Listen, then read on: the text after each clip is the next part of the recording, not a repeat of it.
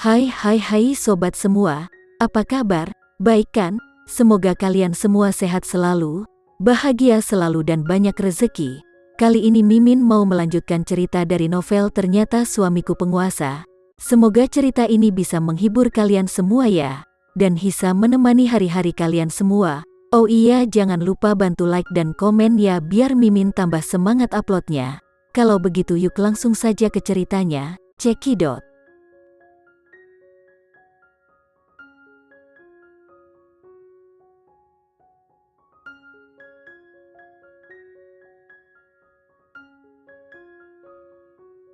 Randy memeluknya dan hendak mengatakan sesuatu. Tetapi Putri mengulurkan tangannya untuk membelainya. Jangan cemberut terus seperti ini, itu membuatmu terlihat tidak tampan. Suaranya yang lembut, seperti bulu yang membelai hatinya, membuat Randy menyukainya tetapi dia juga mengkhawatirkannya.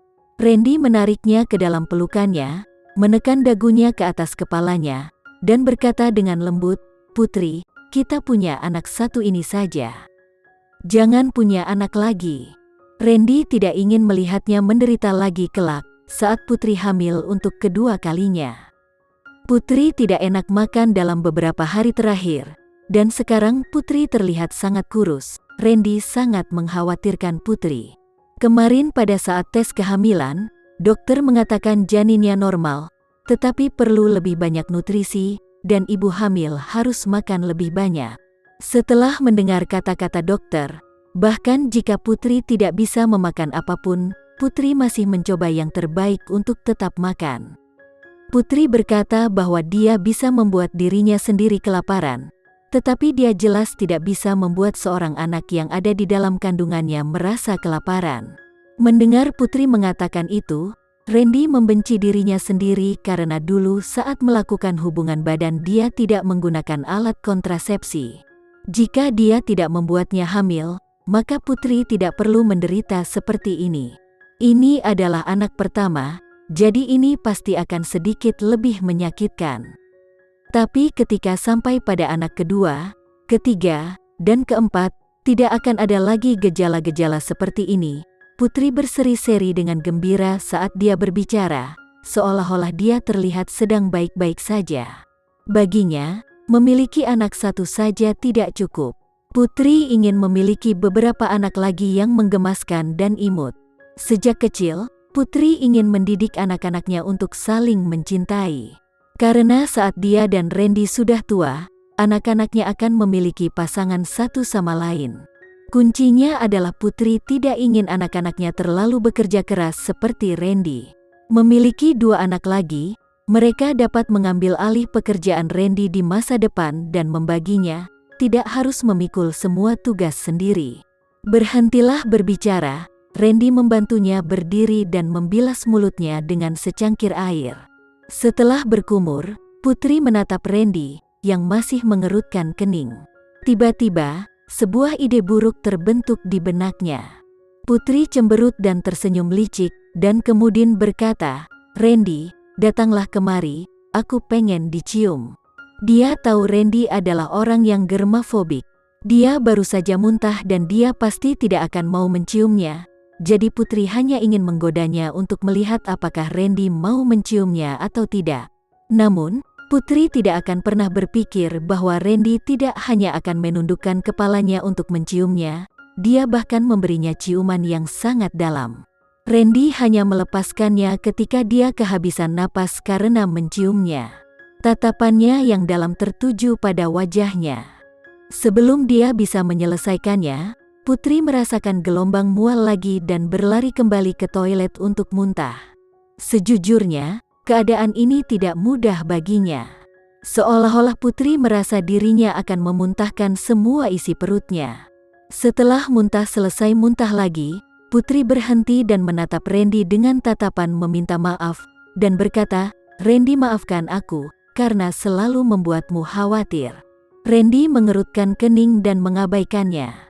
Randy berpikir, seharusnya dia yang meminta maaf kepada Putri, karena dialah yang membuat Putri harus menanggung semua ini sekarang. Randy membantunya berdiri dan membilas mulutnya sebelum membawanya kembali ke kamar dan dengan lembut meletakkannya di atas tempat tidur. Tepat ketika Randy akan pergi, Putri segera menangkapnya. Dia tiba-tiba berkata dengan nada serius, "Randy, apakah kamu merasa bosan karena sikapku yang seperti ini?" Mendengar kata-kata Putri, wajah Randy berubah lebih buruk saat dia berkata dengan suara yang dalam, "Tidurlah dengan nyenyak, jangan terlalu memikirkan hal-hal lain." Putri selalu bangun terlambat beberapa hari ini karena kondisi fisiknya. Biasanya, dia akan tiba di studio sekitar pukul 10 pagi. Ketika Lily melihatnya, dia dengan cepat menuangkan secangkir air dan melihat mulutnya terbuka. Tetapi pada akhirnya, Lily tidak mengatakan apa-apa. "Lee, apakah kamu ingin membicarakan sesuatu denganku?" Mereka berdua telah berteman selama bertahun-tahun, bagaimana mungkin Putri tidak melihat bahwa Lily memiliki sesuatu untuk dikatakan padanya? Lily memikirkannya lagi. Bahkan jika dia tidak memberitahu Putri, Putri akan segera mengetahuinya. Lily membantu Putri untuk duduk dan kemudian dia berkata perlahan, "Putri, berita macam apa yang kamu pikirkan terhadap Andi Andrean? Kenapa kamu tiba-tiba menyebut nama orang itu?" Putri bertanya. Sejujurnya, semua pikirannya hari ini tertuju pada Randy dan anaknya. Sudah lama sejak dia memikirkan hal-hal tentang orang-orang itu sebelumnya. Adapun berita tentang Andi Andrean, Putri tidak ingin mendengar tentang dirinya sama sekali. Jika keluarga Andrean bangkrut, Putri tidak akan sedikit pun tertarik pada apa yang akan terjadi pada Andi Andrean. Lily memperhatikan ekspresi Putri. Melihat ekspresinya masih relatif tenang, Lily melanjutkan bicaranya, "Andi Andrean sudah mati. Seminggu yang lalu, dia dibunuh oleh Citra." Putri langsung tercengang mendengar hal itu. Meskipun sudah sejak lama Putri tidak memiliki perasaan terhadap Andi Andrean lagi, tapi ketika dia tiba-tiba mendengar berita ini, perasaan kompleks yang tak terlukiskan melonjak di hatinya. Putri masih ingat bahwa bertahun-tahun yang lalu, Andi Andrean sangat baik dan mempesona. Dia adalah incaran banyak wanita, dan semuanya bersaing untuk mengejar cintanya.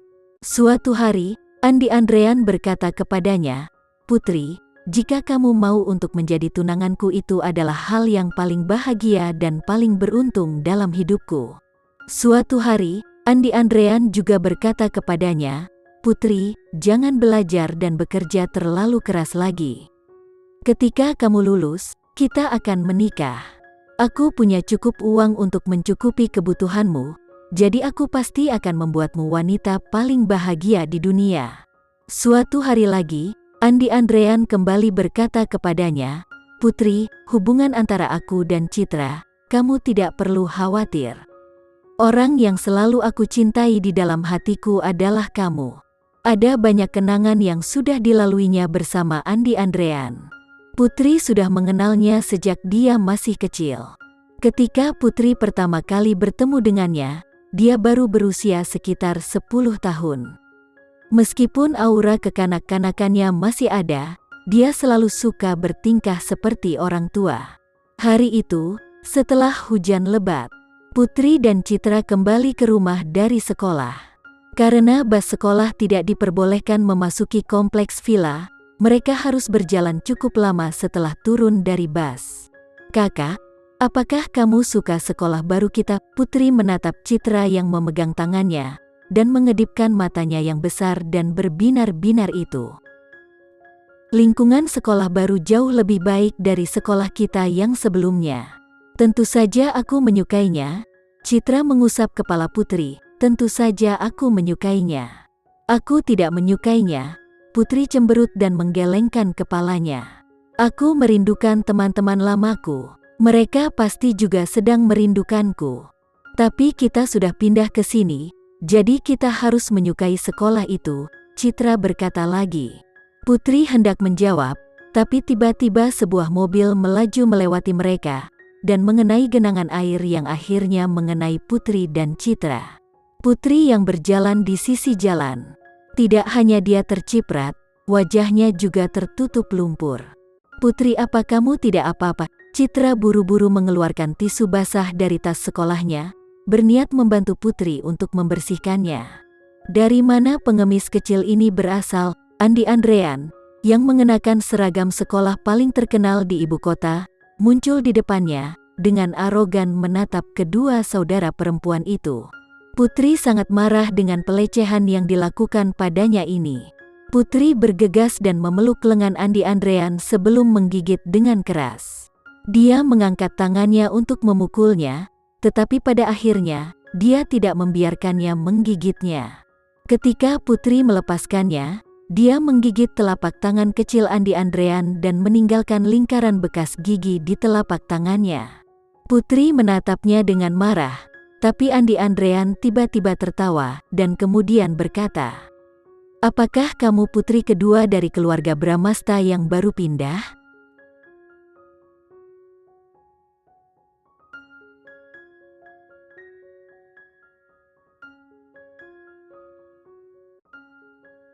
Sekian dulu ya cerita kali ini, kita lanjutkan lagi ceritanya di lain waktu. Oh iya, bagaimana menurut kalian? Semoga bisa sedikit menghibur kalian semua. Jangan lupa like, share dan komen ya. Untuk teman-teman yang baru nonton jangan lupa subscribe-nya.